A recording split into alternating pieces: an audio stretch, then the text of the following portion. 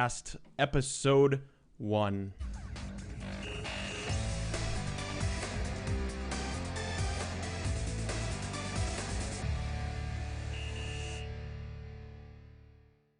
All right, today's our first episode, and our first guest is Tylon Smith. And also, Jay is the regular guy here. Yep. We're very excited to start a new beginning with something different to do. It's an idea that I came up with just last weekend, actually. Less than a week, right? Yeah, less than a week. Now that we have this whole Facebook Live thing where we can do videos, right then and there, let everybody be able to watch. I thought, why not try and start a podcast where people can watch and, we can talk about sports and talk about what we love and Yeah. bring people on that are local, which helps and transitions into our first guest, which is Tylon Smith, which is right over here for you. He was a guard at Southern Connecticut State University and is the very first guest ever on the Stephen J. podcast. Hello, Tylon. How are you? How's it going? It's going well. So tell us a little about yourself and where you started and how you got into basketball. Basketball's in my blood. My uncle played in high school. He was a legend at Windsor. My grandfather is still the coach of Windsor. He's a legend. My dad played. So I've been around basketball my entire life. Grew up around it. Was basically destined to play it. Didn't really have a choice, but obviously I don't regret it. That's awesome. Do you remember your first game as a spectator? As a spectator, probably not. I do know that in one of Windsor's championships during the 90s, I was actually sitting on the bench with a uniform. Obviously, I couldn't play, but I did have a uniform. I do remember that game. That was back when the championships were at Central. Oh, yep. So that's probably the furthest back I'll remember. Wow. That's awesome. And what do you remember your first NBA game going to? Actually, believe it or not, my first NBA game that I ever gone to was actually this year. It was Really? The Celtic-Laker game. I'm a big-time Kobe fan. So Oh, perfect. It was my first time seeing Kobe playing, so it was perfect. Good. We're going to get on that later and actually get back to you on that. What school did you start off playing for? The first school I actually played on a team would probably be Bennett Middle School in Manchester. Yep. That was the first ever team I played on, whereas it was a school rather than just travel or recreation and all that. So probably Bennett Middle School. All right. That's awesome. And then from there you went to Oxford. Is that right? Kingswood Oxford as an 8th grader and on. That's awesome. And then how did you end up at Southern Connecticut? The Southern coaches recruited me really well my junior and senior year. And once I got to know the coaches, got to see the campus, and once they told me they were going to put the ball into my hands, my freshman year was just like, it's too hard not to pass it. You want a playing time. Yeah. From freshman year on, I played 40 minutes a game, so it's kind of hard to walk away from that. Yeah, absolutely. What do you think, looking back at the stats on all 4 years at Southern, who helped you improve your game from as a freshman all the way to your senior year? I did notice, point stats and everything else did go up in those 4 years at Southern. Well, obviously, my freshman year was really a big learning experience where you had to learn how to adjust to the game, adjust to the speed and everything. Obviously, the coaches had a huge part, but I believe the players that I played around. I mean, the biggest jump I had was from sophomore year to junior year, where I was averaging 10 points. I jumped to 18, 19 points. And it wasn't more so a skill thing. I mean, obviously, I toned my game. I worked on what I need to work on. But it was more so a mentality and a confidence. And that's the biggest change in college sports is it's more mental than it is physical. I mean, obviously, you got to be physically ready. You got to have the skill set. You got to have that. But the mental aspect is really what changes players from being good to being great. And that going into that year, and I remember this, my coach sent me the text saying, "You're the best point guard in the league. But now it's time for you to show it." And I remember I took a screenshot of the text, and it was my background the whole summer. And I would look at it every day, every time I work out, and every time the day where I just felt like I wanted to slack off, that message reminded me that I still have something to prove.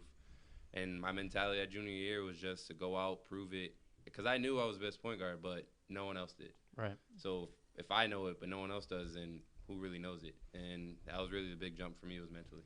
Definitely. I mean, also from improving your game, I mean, you became a captain of the team your junior, senior year. So, I mean, I know that definitely had to mean a lot to you and all the work that you put in. Definitely. Being a captain, I mean, it was a great leadership role, but I mean, obviously being a point guard, I was the leader as a freshman, but it was tough because you had a lot of older guys. But I think I was toned as of going into high school and being thrown into that fire as a freshman in college that really just helped me.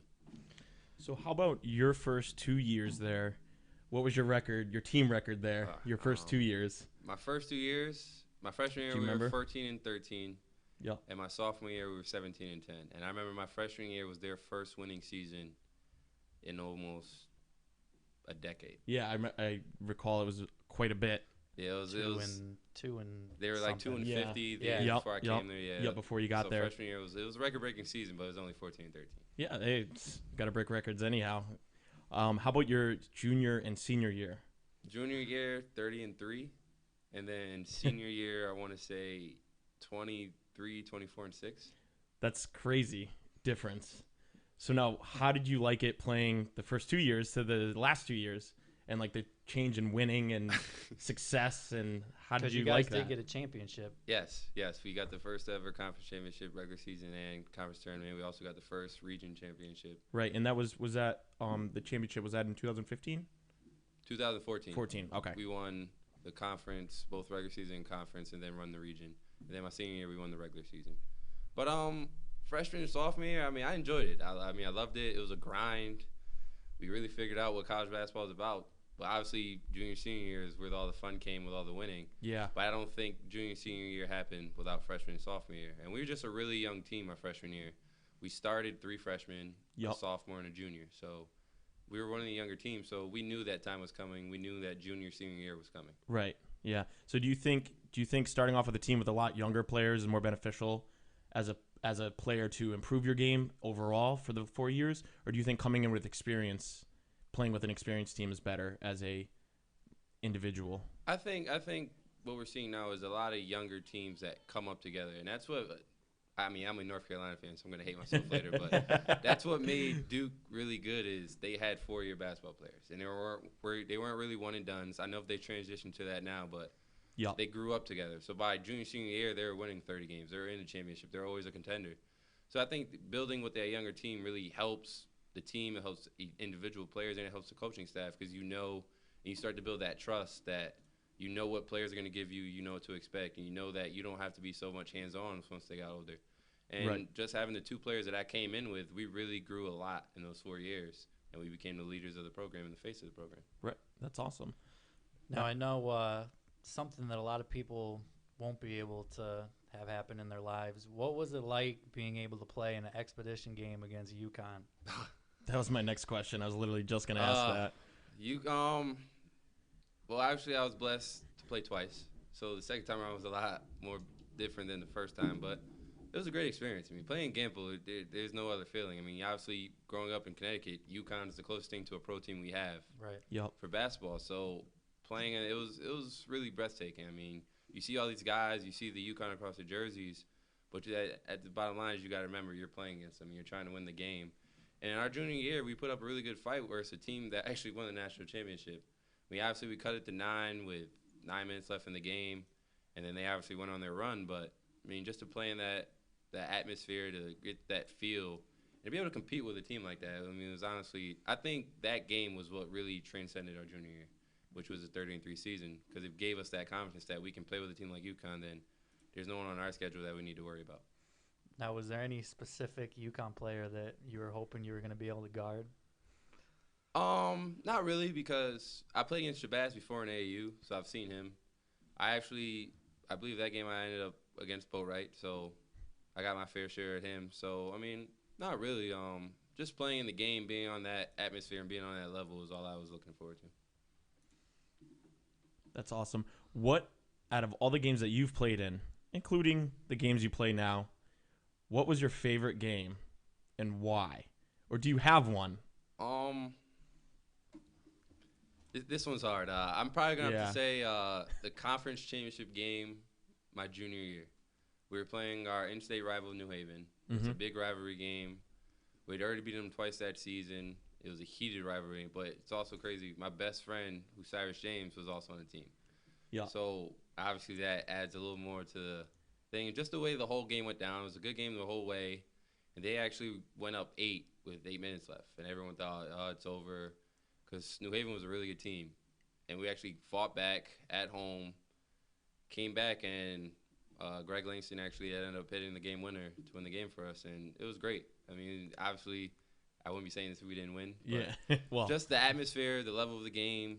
And it's crazy. I was just watching the video highlights of the game last week. So, but that's definitely one of the top ones just because of what we overcame, what happened, how we changed the school history, and just to see how everything changed from my freshman year to that game.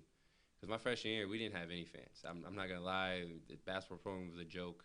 Yep. And to see us turn it around and get to the point where the gym was crowded, there was not a seat, everyone was standing. And just to get to that point, you just really saw that you turned the program around. Yeah, that's amazing how that can start, especially for you. You went the full ride. You started off at the bottom. Yeah. And then went to the top. And it's crazy. We started playing the song Start from the Bottom. And it's legit what our basketball program was. Yeah, that's amazing. Now, did you have any other recruits looking at you besides Southern at the time, or was that mainly it? I had Southern. I had Southern New Hampshire, but I had a couple of D1s. I took a visit at Quinnipiac. I had St. Francis. I had a bunch of schools in the Northeast. But it was more so, and I also had a couple Ivies. I had Brown, Dartmouth, Yale. And money came to factor, and obviously you can't turn down a full ride. But I also wanted to go somewhere where I didn't want to wait. Like with D1s, a lot of times you have to wait a year or two if they have older guards. Right. So I wanted to go somewhere where I can play right away, I can contribute right away, and learn from that experience. And Southern offered me the full ride, offered me the chance to start right away. So it was kind of hard to walk away from that. Definitely. Was there any career after college for you? I know I had read something about possibly being able to go over to Italy maybe. Did that happen? Or that hasn't happened yet. I just graduated last spring, so still young. I signed with an agent last April, almost a year ago from today. And he's a really good agent, but he just couldn't find me the right contract. So I'm actually a free agent again now. So I'm still looking. I'm still training. I train 5-6 days a week. I play in leagues, as you know, just to stay in shape. But I'm still chasing that dream. It's just more of a waiting game, just whenever my time will come. And I believe when the time's right, it'll happen. What league in Connecticut would you say is your most favorite to play in? Well, the thing is, it's my first year, but I would say I probably enjoy the Spanish league the most, just because of the level of talent. It's obviously really good, but it's also a league where you're never going to have, like, even the worst team to the best team, it's always going to be a fight. It's always going to be a dogfight. It's actual real basketball. Guys are competing. Guys are going hard every play. It's not terrible competition. It's not terrible basketball. Even the games where you're blowing teams out, it's probably like a 12-point game. I mean, it's just really good basketball, and it's really competitive, but it's all in good spirits, and it's great. I mean, I think that's probably the most league I've enjoyed so far. And it's definitely got to be an eye-opener for you with the summer pro-am coming up, where a lot of these same guys are playing in that league as well. I mean, plus you'll be looking at playing other former and current UConn players coming in. I'm sure, Ryan Gomes will be coming back as well. Definitely I love the difference of being able to play with you now versus having to play against you, because definitely all those other leagues, I was definitely getting frustrated because you made it look so easy against these guys. And I was just like, what the heck? What do we got to do to try and stop this guy? Obviously I know we've only played one game together in this Canton League, but by far last week's win is probably the most favorite I've had playing with you, especially saying, you know what, let's start the game with 3 players. And going over to that score table and the kid saying, listen, you guys can definitely take them with only 3 players. And to have us have like a small lead for everybody else to show up. It's crazy because I was going to lie. That was one of my favorite games just because we started with 3 and we really held our own. And it was funny. And Jamison was lighting it up. And it was like, wow, I really don't have to do anything today. Like, this is great. Well, if it's like that, then I'll come and play. It just felt like we're the UConn women out there. I mean, we're Yeah. doing a half-court press on these guys, trying to double-team them the whole entire time. Last year with playing with Paul and Kana and Randy, we had beaten the record over there, which the new record was 106. I believe like the current one was 101, and that was from Chris, Adrian, and Ata that played for Eastern.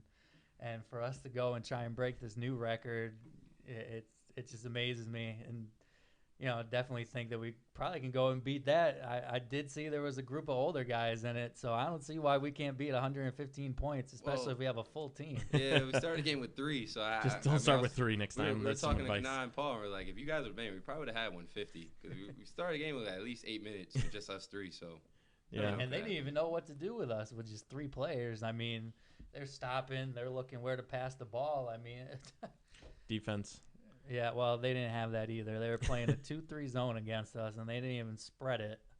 So it was like no question just to go and light it up and hit a 3. And the funny part is by the end of the game, between me, Paul, and Kana, we were going and almost doing like a Steph Curry shootout to see who could shoot the furthest 3-pointer. Oh, that's awesome. So one more question about your personal life, and then I kind of want to get into some just sports questions, relevant ones.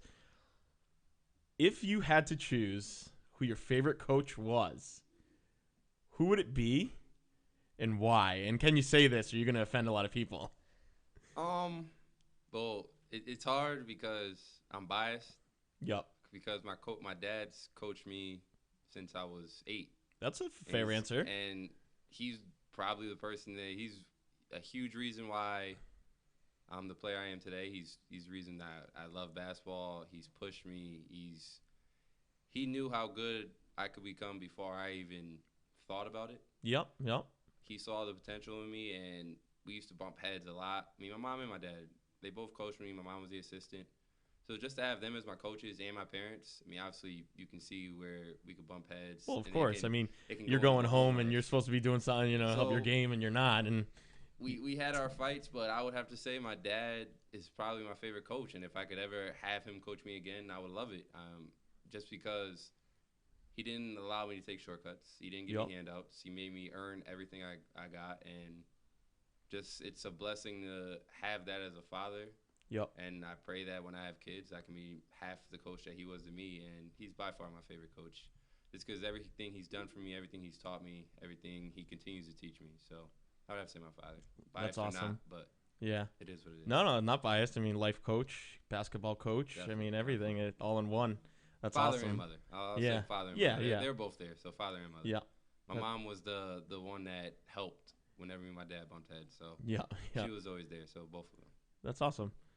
It's nice that you get to experience that, like your father and your mother as your coaches, and definitely. go it just through makes without everything that. more worthwhile because you can share all those moments with them. Like when we won the conference, when we won the regional, they were the first 2 people I ran over and thanked. Them and my sister. It was like split instance. Like my team celebrating, I was like, I gotta find them because if it wasn't for them, I wouldn't be in this moment, and I wouldn't be where I was today. So I had to go share that moment with them. I was definitely opposite of him as a kid. My dad would coach me.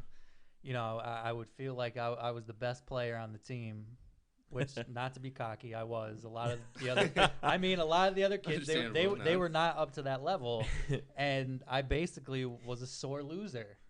Every single time we would lose a game, I'd go home crying. I'd be telling my dad how much I hated him as a coach. I didn't want him to coach me ever again. It took a lot of growing up for me to appreciate what he did. It wasn't easy. I mean, I had my moments where I was like, I really don't like this guy, or like I can't play for him. But I mean, in the end, you look back and you're just like, wow, he was right in so many things, and I was wrong in so many things. And you're just like, well, maybe if I listened here, I could have done this better. But I mean, in the end, everything paid off. Yep. Everything worked out the way it should have.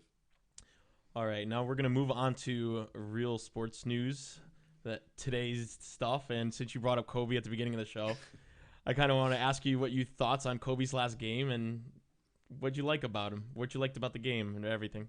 If I could pick, and it's funny because I want to say I called 60, But I said he's going for 40-50, and he's going to hit a game winner or a basket to win the game. And it's crazy how it happened, but I don't think there's another way he could have gone out. Nope, not at all. Other than that happening in a championship atmosphere. Yeah, and then you see how Shaquille O'Neal's like, I bet you to get 50. And he goes for 60. Yeah. I mean, and I think if anyone had to go out that way, it's Kobe. He deserves it. He's worked for it, and I'm not surprised. I mean, the 60 surprised me. Yeah. I thought he'd get 40-50. But to put up 60 at that age, after everything he's gone through, I mean, it's the perfect way to go out. Other than winning a championship, of course. But in that situation, it was the perfect way for him to go out. Yeah, and it was nice I'm not going to lie. During the whole game, I probably cried 2-3 times. Because growing up, this was the guy. This was the guy I've watched since I started watching the NBA.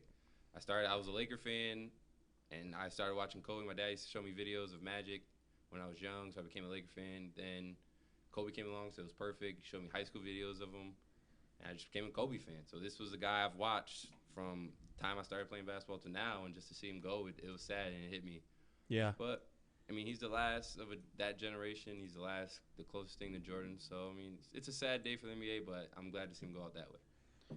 Now, in your opinion, there was a post on Facebook by Christopher Cole. I want to know if you agree with this or not. Oh, boy. He said, "You are not a true basketball fan unless you watch Kobe's last game." Would you agree or disagree? Especially since you had the Warriors on the same night, same time, trying to go for 73 wins to pass the 95-96 Bulls. It's a tough situation. I could see how people don't want to watch or wouldn't want to watch Kobe and rather watch the Warriors because the Warriors exemplify the best team in history. Well, regular season, they still have to finish it off. But in that situation, I can see where he's coming from, where you have to watch Kobe. He's a legend. He's going to go down as one of the top 10 players of all time. Closest thing, he's our MJ for our generation. Yep. So I can see that. But it just all comes down to what your preference is. If my personal preference is you just need to get 2 TVs and have both games on. Yeah. Just take the easy way out, get 2 TVs, watch both games. It's a win-win for both. But I wouldn't necessarily agree or disagree. I just think that it all comes down to preference. If you'd rather watch a team break history, then so be it. I mean, there is DVR. Nowadays you can watch them both. I mean, and watch the other one later. Yeah. I do got to admit, I didn't watch Kobe's last game. I did watch the Warriors. Me neither. I mean, Steph Curry's having a crazy, crazy year. I mean, did you watch the end or the beginning? I watched the what's beginning, more important, and then I kind of fell asleep because I had to work the next day. I watched Kobe's game start to finish. Yep. Didn't change the channel, nothing. How about his new shirts coming out? Mamba, all his hashtag at the end, Mamba out, and how we put that right out there. And he had the shirts ready. The website was up, and he sold. That was awesome.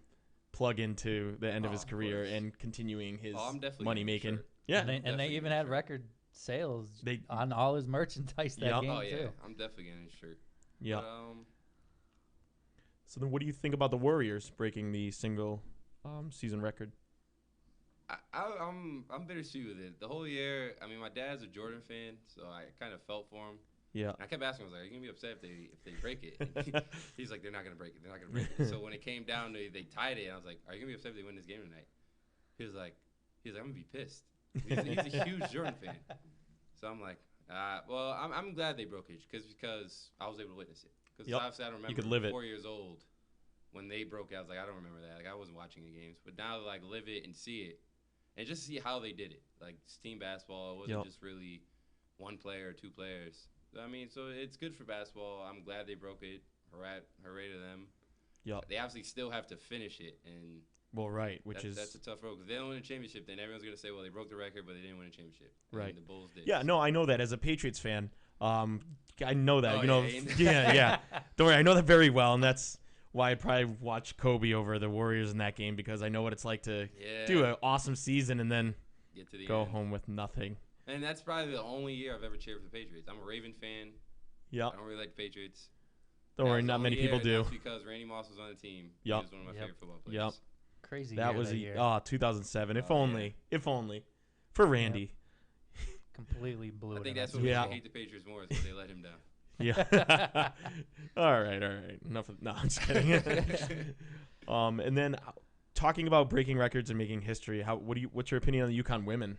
Oh my God! I'm sure you It's probably way too easy for them. Yeah. At this point, I just think you need to put them in a lower D1 conference and have them play those teams because it's just becoming crazy. But they're obviously really good. Yeah. They have really good coaching, and it doesn't look like they're ever going to be not good for a while. Right, but don't you think? Yeah, I agree. Right now, it might be boring watching them, but don't you think this will help improve the women's basketball game in the college level to bring it to another level because the other teams have to compete with something this great, or do you think nobody can and it's going to hurt the game? I just think it's tough because if you're a college basketball player and you want to win, you obviously go to UConn.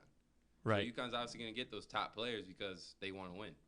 Now, if you want to be the Rebels and go to another school and just shine out on your own, you're going to go there, but then you're going to also get beat by 50 by UConn in the national championship. So it's like, right. Like you have, and it's not to say they won't have college success at UConn, but you may have another star there like a Brianna Stewart who shines more than you do. Right. So you may have to sacrifice that. So it all comes down. It's good for basketball because obviously UConn women are really good. They're dominant, and people want to watch the games. But then it gets to the point where it's like, all right, they're up 30, so we're not going to watch anymore. Yeah. So it it helps the game, but it also hurts the game because no one. Truthfully, this is probably the first year I didn't even know women's college thing was going on. Like I just got a notification, UConn won. I was like, I didn't even know the game was on today. Yeah. And I remember I used to watch UConn women because I used to like Diana Taurasi, and I used to watch the games. Yep. We were talking about her earlier, and moving on with that too is how about them getting the first 1, 2, and 3 draft picks in the WNBA it's not draft? Surprising at this point. Like I said, all the top players are going to go to UConn. Yeah. Just to say, their top 3 players are the top 3 picks. Is like they have the top 3 best players in the country. Yeah. So we created a new slogan for UConn. It's UConn creating history, and that's just all they're gonna be known as now. And it's crazy. We were having this talk, and we were like, "Yeah, Gino's chasing 10." And come to find out, it was like his 12th or 11th ring, and it was like, "This is crazy." Yeah. And it's just going to continue. Yeah. UConn sports in general, like even their hockey program got moved up to Hockey East, which is one of the best hockey divisions around for college. Granted, they're not doing amazing, but it's their second year that they finished, and they made it to the playoffs, which is awesome. Just bringing the whole sports program around, because how one program, just basketball, you can start there, and then even their soccer does well. But we still have major improvement in the football team. Yeah, well, it was there. It had its moment, and but other than that, I get even just to wrap up, we got the NBA playoffs. Yeah. Who are you wanting to win? It's tough. Now let me just say something. If the Warriors win, will your dad be upset? Oh yeah, he'll definitely be upset. All right. Because then that just exemplifies the season. Yeah. Yeah. Early in the year, I said if the Thunder can get to the playoffs healthy, they were my pick. I just think that with Katie and Westbrook, those two are enough to win you games in a series. So I think they have the best shot of beating the Warriors. And they definitely showed it the other night. I mean, for not making the playoffs last year and coming back healthy. I just think they're really good, but they're also going to need help. Like Ibaka played well in the first game. Their bench played really well. Canner played really well. So if they can get all that to work, then they give the Warriors a shot. I do think the San Antonio Thunder series will be a really good one. Yep. I think that's what hurts those two teams. They have to play each other second round. I think if the Warriors had to meet one of them, it'd be a different story. But I'm going to stick with my pick. I'm going to say the Thunder. Okay. Even though they've been really inconsistent, and I want to say the Spurs just because you can never count them out. But I'll go winner of the Spurs-Thunder series will win it. All right. Yeah, I don't believe anyone in the East will. Well, there you have it. Yeah, I mean, in my opinion, I think the West is the stronger division this year for the playoffs. Whoever comes out of the West is obviously winning it. The East, I mean, I don't know. It's just it's not the same like it has been in the past. I mean, it's the usual. The Cavs are up top. Yep. LeBron's trying to get it, again to the finals and get another ring. But I just think somehow some team in the West is going to end up pulling it off this year. I will say if the Heat make it to the Eastern Conference Finals, Heat versus Cavs will be a really good series. Always. I really wish Bosh was healthy, because I do think the Heat have enough to challenge or beat them. But because Bosh is unhealthy, I think they'll give them a run, but the Cavs will win it. I just think whoever comes out of the West is too strong, too battle-tested, they'll take the championship. Well, that answered that for me. Well, thank you very much for coming on. Appreciate it. Thanks for having me. It's an honor. And hope to see you guys all next time. This was the first episode of the Stephen J. Podcast. And don't forget to drink your local beer, Cold Creek Brewery, our official sponsor. All right, thank you. I'll see you next time on the Stephen J. Podcast.